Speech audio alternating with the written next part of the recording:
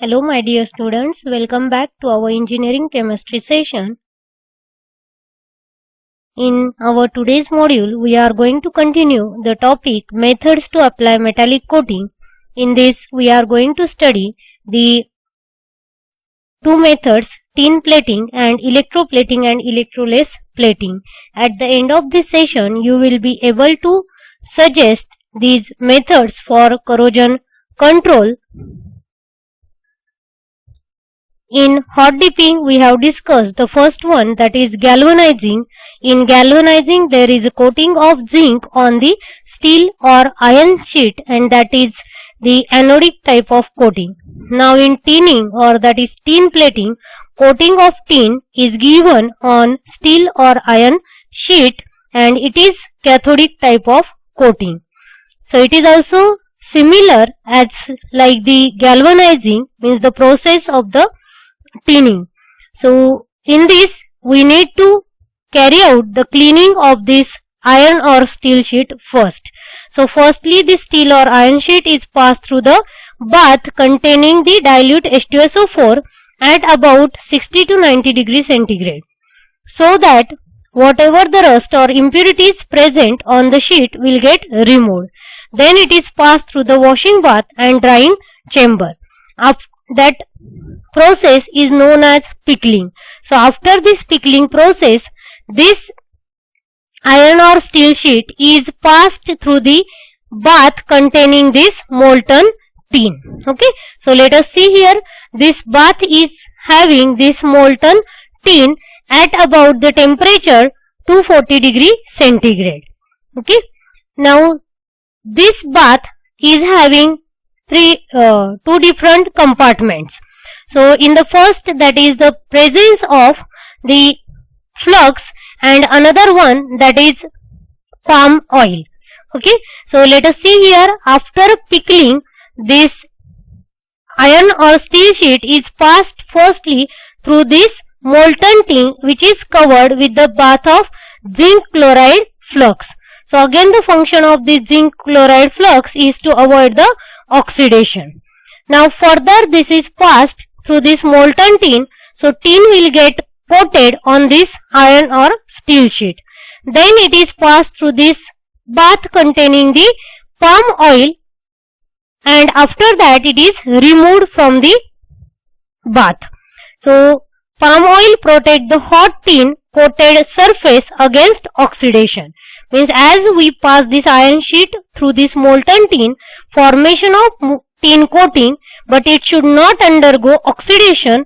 For that purpose it is passed through the palm oil. Then it is removed and passed through the pair of hot rollers, so that excess tin will get removed and we will get the tin plated iron or steel sheet. So that is all about this method of tin plating, or which is known as tinning of steel or iron sheet. Applications of these tin plated containers can be used to prepare and store food stuffs which are acidic in nature. So there is a limitation or drawback of the galvanizing. Galvanized utensils can't be used for the storing of food material. So these tin plated sheets utensils can be used for the storing of food stuff as well as for cooking purpose. Then tin copper sheets are used to manufacture these cooking utensils as well as refrigeration equipments. Now the second method is electroplating or electrodeposition method. So what is this electroplating? So here is also the formation of coating of metal on the base metal. Okay, now in this, more corrosion resistant metal is coated or deposited on the surface of metal by passing electric current through the solution, and that's why it is known as electroplating. So what are objectives of this method? So first important objective, that is to increase resistance towards corrosion. Second is to increase the resistance to chemical attack. then by application of coating, the hardness of the metal will get improved. Then it also improves the surface properties of metal, and the most commonly used because of the objective, that is to improve commercial and decorative value of the metal. Now the procedure to apply this electroplating. So if you see here, this is one bath. Okay. Now this bath is having these two electrodes. Okay. So one is anode and another is cathode. So the metal whose coating we want to give, so coating metal will act as an anode connected to the positive terminal, and the base metal will act as a cathode connected to the negative terminal. Okay. Then electrolytic solution. So the electrolytic solution is generally the salt solution of coating metal. So in this also, the article to be treated or coated is first cleaned by using the organic solvent such as tetrachloroethylene to remove the grease, oil, etc. Okay. Then this is cleaned with the H2SO4 to remove the scales or oxides present on that surface. And after that, this is connected in the circuit. So in this way, there is a formation of this electrochemical cell, and this is the process of electrolysis. So as these cathodes and anodes are being dipped in the electrolytic solution, the current is passed through it. So oxidation will occur at anode. Okay. So it will give the electrons, it will undergo oxidation. So electrons will be given out and ions also given out that are positive. So electrons will pass and comes to this cathode. Okay. There will be the flow of electron from anode to cathode. So what happens? These metal ions will accept the electrons and will again get deposited on this cathode. That means the structure to be coated. So let us see it with the example. Consider the example of copper plating. So here copper plate and iron object. On this iron object, we want to give the coating of copper. So which one will be made as anode? So copper plate is made as anode, whereas iron object is made as cathode. Okay.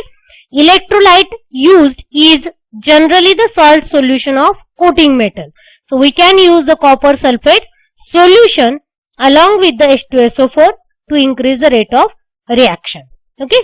So at anode there is a oxidation. That means copper will undergo oxidation, gives Cu plus 2 plus electrons. And at cathode what happens? These copper plus 2 ions will pass. Okay.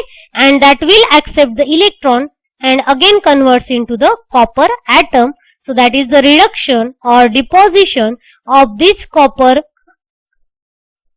atom on this iron object. So temperature is also maintained during this, that is about 40 to 70 degrees centigrade, and pH of the bath is maintained at 4 by using this about 3.5 by using this H2SO4 solution. Okay. Now the next example is of nickel plating. Okay. Now in this nickel plating also the same procedure is followed.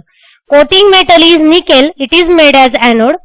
Okay. It will be deposited at cathode, that is object to be coated. Suppose this nail we want to give the coating. So it will act as a cathode, nickel plate is acting as anode, and nickel sulfate will act as a electrolyte.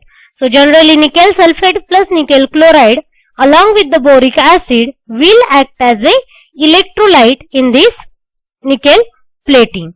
Temperature is maintained about 40 to 70 degrees centigrade and pH of bath is maintained about 4. So there is use of boric acid, so pH is maintained. Second method is electroless plating. Electroless plating means what? In this, without application of electric current, we have to give the coating. That's why it is known as electroless plating. So more corrosion resistant metal is deposited on the surface of base metal without passing the electric current through the solution. But we need to add reducing agent so that the coating will form. So we can consider the example of this nickel plating by electroless plating. Okay, so here we can see electrolyte used is nickel chloride, that is the soluble salt of coating metal. Okay, and component to be coated, that one screw is there, so it is kept in this bath or that electrolyte. So deposition of nickel metal from this nickel sulfate or nickel chloride will be carried out on the metal using sodium hypophosphite as the reducing agent at pH 4.5 to 5.6 and temperature about 93 degrees centigrade. So at elevated temperature we need to carry out this process because there is no use of electric current. Okay, and that's why it also takes more time for the deposition. So what reactions will occur? This sodium hypophosphite, it will give Na plus ions plus H3PO2 minus. So in presence of water molecule, it will converts into the phosphoric acid and gives the electrons. Now these nickel plus 2 ions from the nickel sulfate solution will accept these electrons and forms the nickel atom. This nickel atom is deposited on this structure to be coated. So in this way we can do the electroless plating. The applications of these methods, these are generally used for the electronic appliances, then pressure vessels, jewelry, shock absorber, gears, cylinders, satellites, etc. Okay, so in all this we can use this electroplating as well as electroless plating. Thank you.